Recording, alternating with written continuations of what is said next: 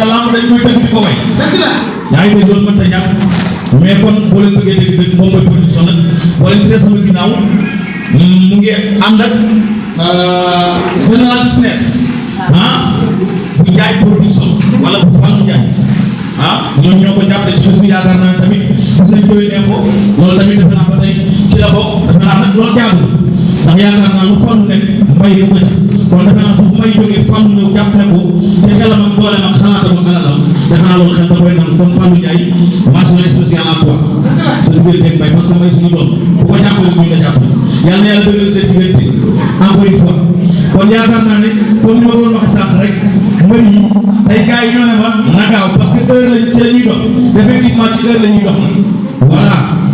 ani Coriace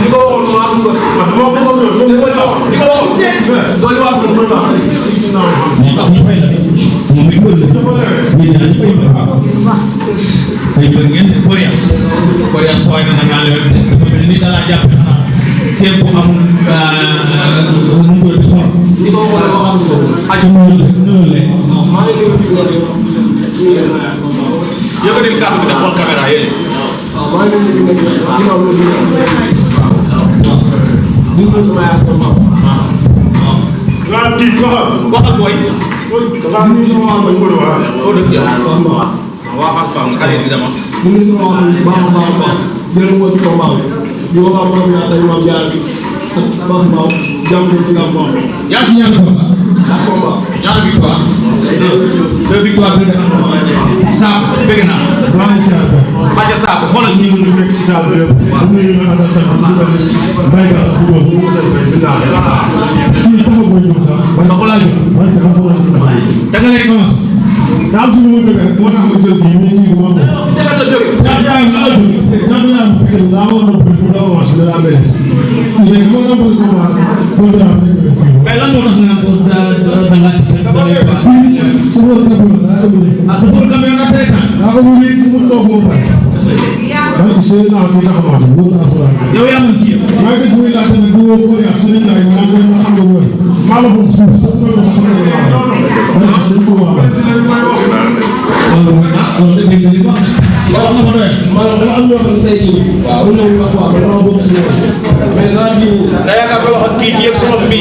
non kon do la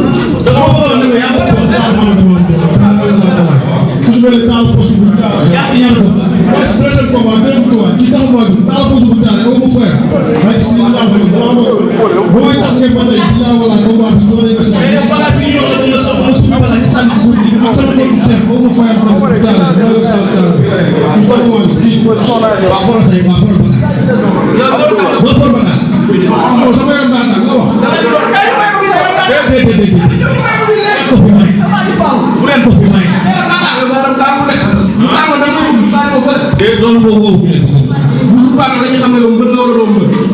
wax ji jarul ko bi ñu naan wala yow ci ma nekk ñu ngi jàmm ci Tamba wala yaa ngi jàmm ci Tamba ok yow yaa fa nekk maa ngi wax maa doon si ak caari bi ko jóg maa doon yow la si dama saa ne waaw bu seen def numéro yëpp ñooy tombé dara parce que alxuraan bu ko def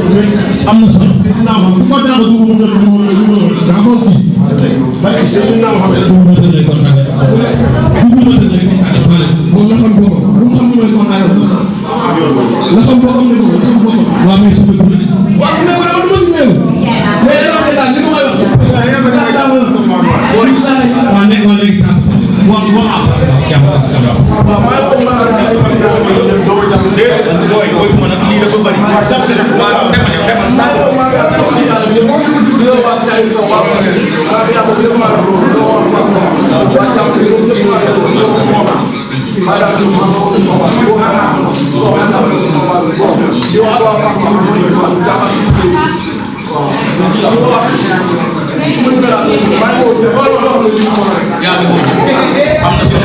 maa ngi nuyu waa Fass maa ngi nuyu Fass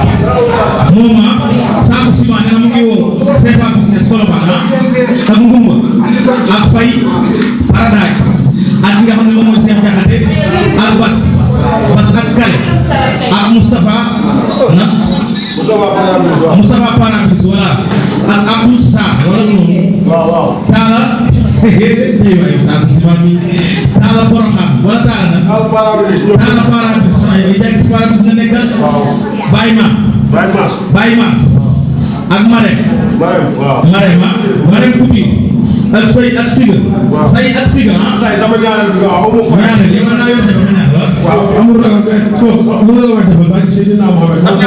maa ngi sant bu baax a baax a baax ak dégg naa xaali waaw maa ngi sant bu baax a baax lu la wax defal ba ci Seydina Mohamed sa bay maa ngi ñaanal ñu bëgg ci